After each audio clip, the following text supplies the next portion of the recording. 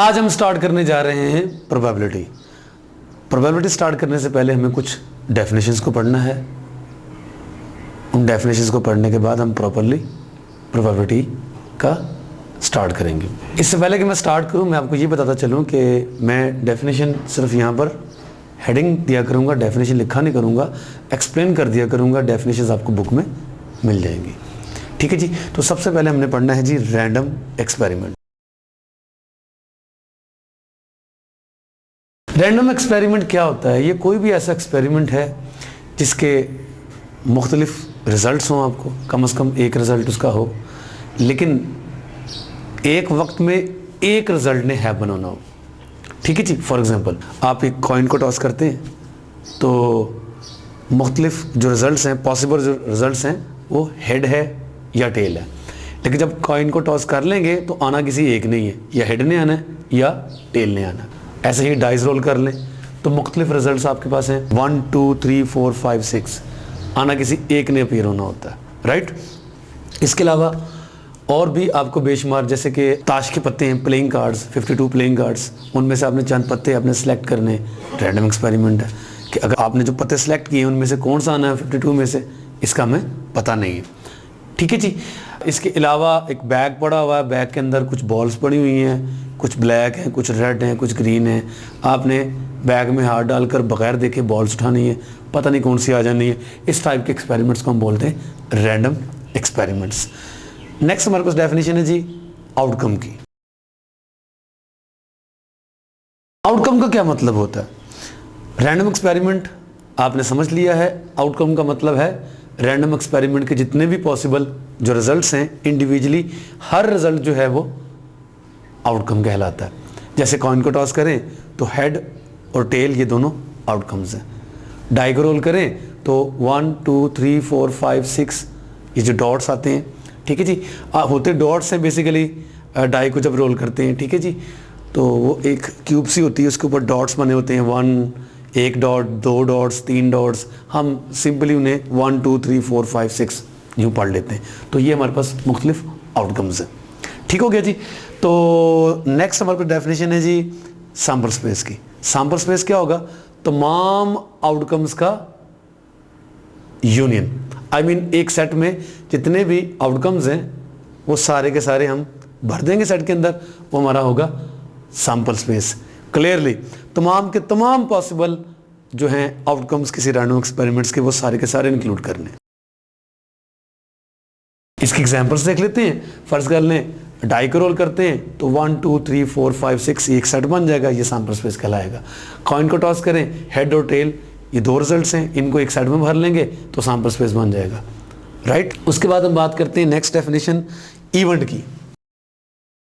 Event क्या होता है? सैंपल स्पेस जैसा कि मैं आपको बता चुका हूँ एक सेट होता है। इवेंट क्या होगा? इसका कोई सा भी एक subset, any subset of sample space is called event.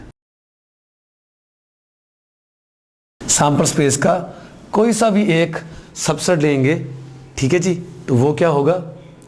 वो इवेंट कहलाएगा। अच्छा, इससे पहले डेफिनेशन हम प्रोबेबिलिटी की स्टार्ट करें, कुछ छोटी छोटी बातों को, प्रोबेबिलिटी से मिलती जुलती बातों को पहले स्टडी कर ले। लाइक मैंने कह दिया इवेंट जो है वो कोई सा सबसेट है सैंपल स्पेस का।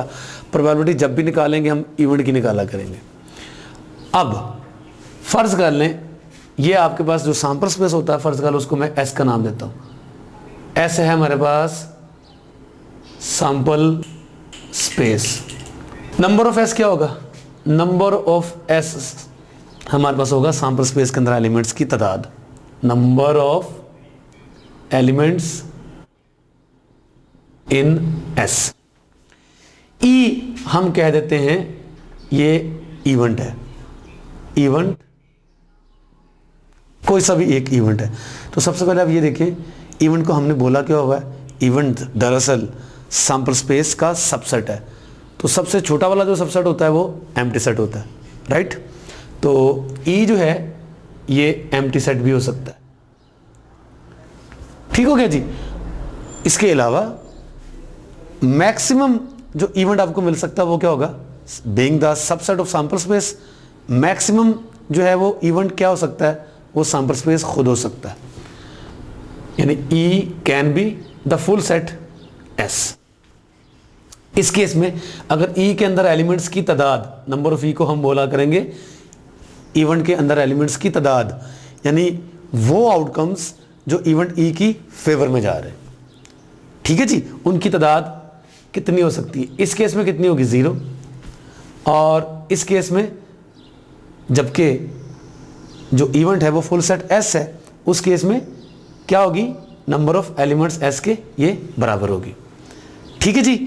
तो किसी भी इवेंट में, किसी रैंडम एक्सपेरिमेंट से रिलेटेड किसी भी इवेंट में सबसे कम जो तादाद हो सकती है इवेंट के अंदर वो क्या हो सकती है 0, और ज़्यादा से ज़्यादा उसके अंदर कितनी तादाद हो सकती है आउटकम्स की, कितनी हो सकती है जी, जितना के फुल आपके पास सैंपल स्पेस है।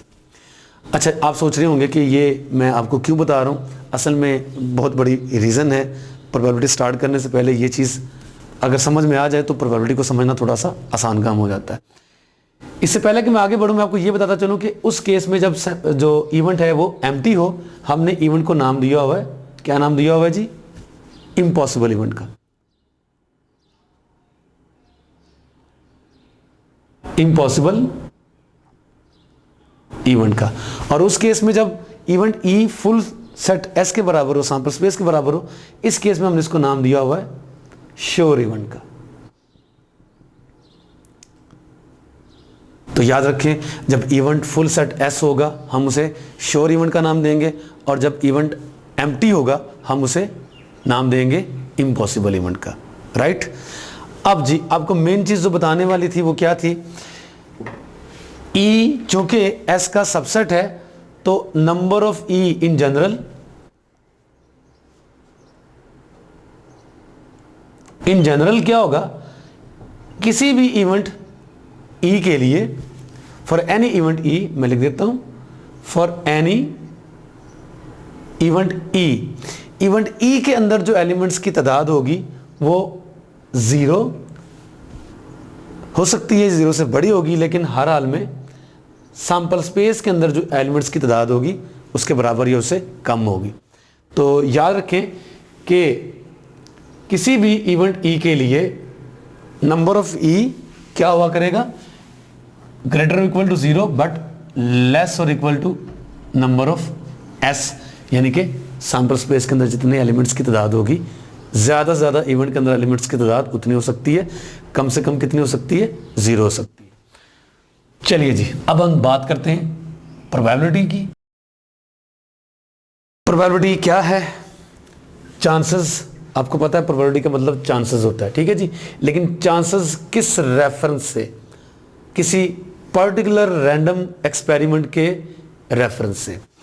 मसलन अगर आपके पास एस सैंपल स्पेस है किसी रैंडम एक्सपेरिमेंट के वक्त, और ई उस रैंडम एक्सपेरिमेंट का जो है वो इवेंट है, यानी एस का सबसेट है, तो जो ई की प्रोबेबिलिटी हुआ करेगी हम कैसे डिफाइन करेंगे, नंबर ऑफ एलिमेंट्स इन ई, यानी उन एलिमेंट्स की तादाद जो ई की फेवर में जा रहे हैं, divided by number of elements in S total पे, ठीक है जी। हमने प्रोबेबिलिटी को ऐसे क्यों डिफाइन किया, उसकी एक छोटी सी लॉजिक है। तो इसकी क्या लॉजिक है वो थोड़ा सा देख लेते हैं। फर्ज कर लें एक चीज़ के अकर होने के 5 चांसेस हैं 50 में से आउट ऑफ 50, और एक और चीज़ के भी 5 चांसेस अकर होने के आउट ऑफ 100। अब एक चीज़ के 5 चांसेस है 50 में से, एक चीज़ के 5 चांसेस हैं 100 में से, तो चांसेस तो दोनों के सेम है 5-5, लेकिन हमने देखना है एक्सपेरिमेंट के रेफरेंस से। अब उसके जो फुल चांसेस हैं, टोटल जो आउटकम्स जो हैं सैंपल स्पेस के अंदर, ठीक है जी, वो एक में 50 है एक में 100 है, चांसेस दोनों के 5-5 बराबर हैं, लेकिन हम ऐसे इनको स्टडी नहीं करेंगे, हम चांसेस को स्टडी किया करेंगे फुल जो हमारे पास एलिमेंट्स की तादाद होगी उसके रेफरेंस से। तो देखिए 5 आउट ऑफ 50 अगर हम बात करें, इनकी रेशियो जो बनेगी वो बनेगी 1/10, जबकि 5 आउट ऑफ 100 जो है इसकी रेशियो कुछ और बनेगी। तो जब हम प्रोबेबिलिटी की बात करेंगे तो वो दरअसल रेशियो हुआ करेगी फेवरेबल चांसेस, फेवरेबल आउटकम्स की तादाद डिवाइडेड बाय द टोटल जो आउटकम्स की तादाद होगी, राइट। तो number of E divided by number of S, ये हुआ करेगी हमारे पास प्रोबेबिलिटी। और छोटी छोटी बातें ऑब्जर्व कर लेते हैं। किसी भी इवेंट की प्रोबेबिलिटी जो है वो 0 और 1 के दरमियान में होती है। इस चीज़ को देख लेते हैं। हमने ये देखा होगा कि for any event E number of E less और equal to number of S होता है, जबकि ग्रेटर और इक्वल टू 0 होता है। तो अगर हम नंबर ऑफ एस से थ्रू आउट डिवाइड कर दें तो क्या आ जाएगा, 0 over number of S is less और equal to number of E over number of S is less और equal to number of S over number of S. तो क्या बन जाएगा, 0 लेस और इक्वल टू, ये डेफिनेशन प्रोबेबिलिटी की है, it's the probability of E it's less और equal to 1, N of S से डिवाइड होकर 1 आ जाएगा। तो ये हमारे पास एक बहुत अच्छा रिजल्ट बन गया कि किसी भी इवेंट की जो प्रोबेबिलिटी होती है वो हमेशा 0 और 1 के दरमियान में होती है। दूसरा रिजल्ट, श्योर इवेंट की प्रोबेबिलिटी क्या हुआ करेगी, 1, और इम्पॉसिबल इवेंट की प्रोबेबिलिटी क्या हुआ करेगी, 0। वो सिंपल सी बात है, डेफिनेशन बताती है। श्योर इवेंट मैंने किसको बोला हुआ है, एलिमेंट्स की तादाद उतनी ही हो जितनी सैंपल स्पेस के अंदर है। तो number of S number of E ये इक्वल हो जाएंगे, तो प्रोबेबिलिटी का आंसर 1। और इसी तरह इम्पॉसिबल इवेंट में कितने एलिमेंट्स होते हैं, वो एम्प्टी सेट होता है, उसमें कोई भी एलिमेंट नहीं होता। तो 0 पे डिवाइड करेंगे नंबर ऑफ एस को तो प्रोबेबिलिटी क्या आ जाएगी, 0। तो it's very easy to check that probability of sure event will be equal to 1 and probability of impossible event will be 0। चलिए जी, हमने नेक्स्ट एक मेन जो है रिजल्ट हमारा जो है छोटा सा वो करना है। उसके लिए आपको बताता चलूँ कि पहले रिजल्ट लिख लेते हैं। Probability of E plus probability of E bar किसके बराबर होती है, 1 के बराबर होती है। ये एक छोटा सा रिजल्ट है जिसे हमने प्रूव करना है। यहाँ पर देखिए तो ई क्या है, ई किसी इवेंट ई का अकर होना। ई बार से क्या मुराद है, आप ई बार को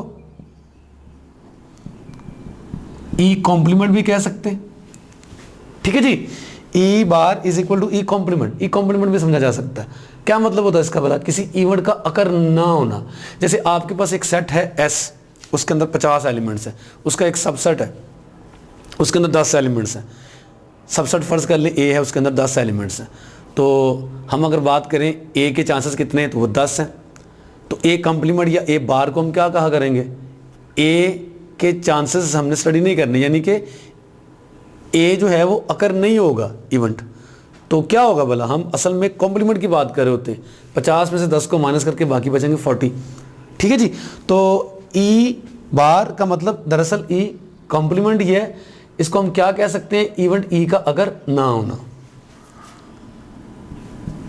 event E does not occur, ठीक है जी। तो हम यहां से ये भी देख सकते हैं कि इवेंट ई बार के अंदर एलिमेंट्स की तादाद कितनी हो सकती है, क्योंकि ये असल में कॉम्प्लीमेंट ही है ई का। तो ये क्या होगा, नंबर ऑफ एस, टोटल जो एलिमेंट्स थे सैंपल स्पेस के अंदर number of S minus number of E, और यहीं से आपका ये रिजल्ट प्रूव हो जाएगा, ठीक है जी। आपने इसको प्रूव करना है, इसकी लेफ्ट साइड को पकड़ें, probability of E plus probability of E bar, ये number of E divided by number of S plus number of E bar divided by number of S. LCM ले लें, नंबर ऑफ एस ऊपर आ जाएगा number of E plus number of E bar, ठीक है जी। हम देख चुके हुए कि नंबर ऑफ ई तो एज इट इज रहेगा, जबकि नंबर ऑफ ई बार जो है वो क्या है, number of S minus number of E.